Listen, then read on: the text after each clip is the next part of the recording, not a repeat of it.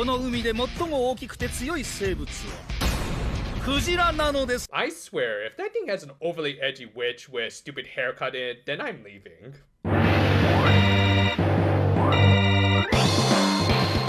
We opened with all of our characters in their winter outfits as Laura and Manatsu were heading to school on a Sunday. Yeah, they needed to put in a little extra prep work for their festival, as well as work on a few other things.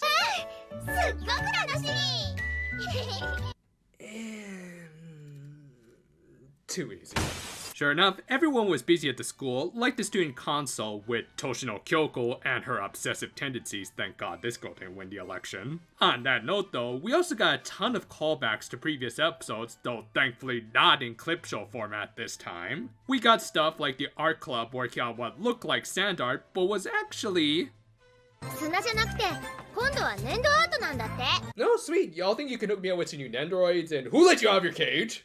Though most impressively, the astronomy club was trying to combine their love for the stars with freaking Cirque du Soleil. And this was all likely in service of giving the series a stronger sense of finality, as we got to see the effect our heroines have had on the school by encouraging everyone to have dedication to their respective crafts. However, dedication doesn't always mean results, as Minori was struggling with the script for their play. She did at least have somewhat of an outline for it. Minori, do you want to have to deal with a lawsuit from Sanrio? Hell, they were even already playing a musical number for Laura. But yeah, it was a basic fairy tale setup about a princess who wasn't from Noble Academy that befriended some characters who might or might not have shared some similarities with some other girls we know. And while Minori had already decided on the conclusion to the story, she still needed to figure out the middle part, which, yeah, I wouldn't be surprised if that was a common issue in the writer's room for this franchise. Anyway, for the time being, our heroines did what they could to set up, like Asuka doing some construction, whilst also giving her arc an epilogue.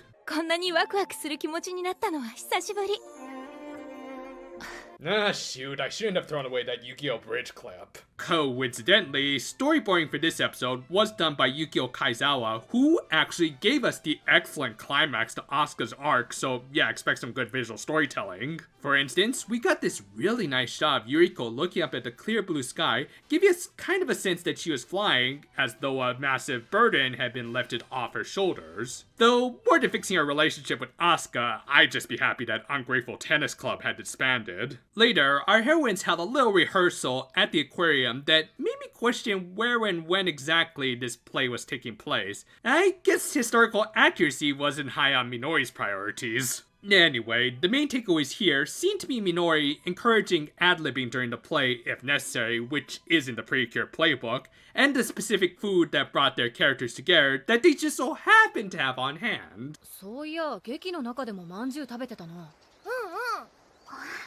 Hold on, I'm just checking to see if they tried slipping a last-minute product placement. From there, we got another beautiful shot of the sun setting, while Laura raised a massive bad end flag that even Manatsu could pick up on, and damn, this is some good visual storytelling. As a result, Manatsu did later ask Laura if she was a little down about going back to the Grand Ocean and dealing with that one plot point that I keep bringing up and am ecstatic that the writers didn't completely forget about. But yeah, with the looming threat of having her memories wiped hanging over her, Laura was already thinking of ways of dealing with it, which seemed to scare Manatsu a little and gave her a familiar looking silhouette here, as though she could go down a darker path. You'd think that... Nah, I'm just overthinking things. Or am I? Well, on a completely unrelated subject, we cut to the lair of the witch, and oh, that's a different expression for butler. Anyway, the witch was feeling a little under the weather. Woo, I know the feeling, lady. Hangovers can suck. Actually, as it turned out, she needed her immortality sooner rather than later, as her lifespan was quickly reaching its end. Thus, her most loyal servant decided to launch a particularly large attack, as if the title didn't already give that away. And at first, it seemed like our heroines were just dealing with a giant shark Yaineda, but upon closer inspection, it was actually a shark sucker. Thus, even though they managed to defeat it in a rather unimpressive fight, there was the little issue that those things usually suck onto something much bigger, and they aren't always just sharks.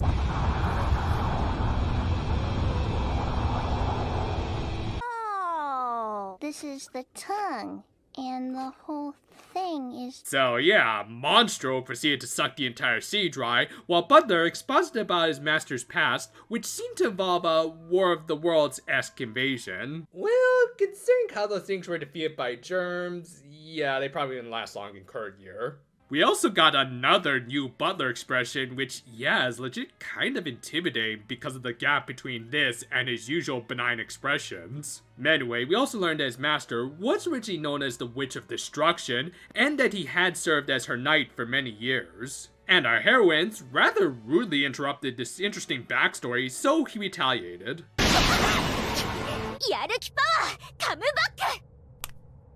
Ah, jeez, dude, you fried the electronics. Now the resale value is gonna plummet. Unable to get the motivation energy back their usual way, Manatsu rather recklessly tried to force him to give it back, and I think Butler put it best. As a result, she was swallowed by Monstro in a way that even Pinocchio would be embarrassed by, and while her friends tried to save her, they were quickly ejected through its blowhole, which, yeah, is pretty gross if you know how that thing works. The antagonist then escaped back into the ocean, while Manatsu had a little vision. Well, I'm already liking this more than Resurrections.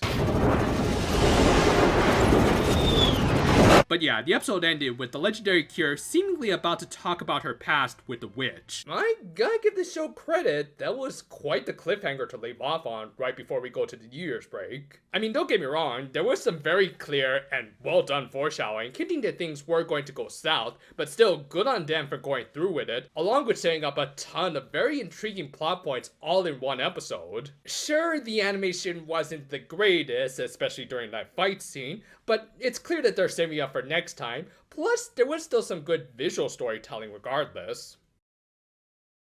It's worth mentioning that this episode had a grand total of 5 animation directors, which you can kind of tell based off of the drop in quality from the first to the second half of the episode, giving us a bit of an underwhelming action half. Though that said, I didn't really mind in the case of this episode that was clearly meant to be more story focused, and geez did they deliver. Along with a ton of callbacks to make even some lesser filler episodes feel like they at least meant something, there was also a ton of foreshadowing coming from both sides of the conflict. There was the obvious stuff involving the play, but also some more subtle story beats like Laura's concern about dealing with going back to the Grand Ocean and its 1984 setup. We also got a ton of backstory involving the witch and Butler and the mounting threat they posed. And this was all delivered in a fairly natural way and in just the usual 20-minute runtime. Of course, none of it would have made as much impact had it not been for Yukio Kaizawa working his storyboarding magic. Not only did we get some beautiful shots, but we also got some expressions that could tell entire stories in their own right. There might have also been some symbolism that we could read into, but again, we'll have to wait and see where this might lead. But yeah, as a result, my rule that a good story can overturn a lackluster fight applied here, especially since this week was clearly meant to be more of a setup for the real deal. My biggest complaint, if any, might have been Manatsu pulling a rather stupid move, especially this close to the end of the series. I don't know, her just charging at the giant whale felt a little forced for the sake of the plot, but whatever, as long as we get more world building out of this, then I can give it a pass. So overall, a pretty great episode as we build to the series' inevitable and hopefully massive climax. Just a heads up, but unfortunately there won't be a Wednesday video this week as 1, I want to finish up the Simple Gear XV review, and 2, I just kind of need the break. Yeah, I'm actually recording this after a dinner with the family, and the only thing that's really keeping me on my feet right now is the after meal coffee. I also do want to use this week to start brainstorming new ideas for 2022, probably gonna need to change up those buffers. Though don't worry, if anything comes up about a certain new season, I'll try to turn out an analysis as soon as I can. And I hope y'all had some happy holidays, or might even still be celebrating them depending on when this goes up. And until next time though, farewell for now my friends. And if you'll excuse me, I'm just gonna go put this away. Don't worry, your time will come soon.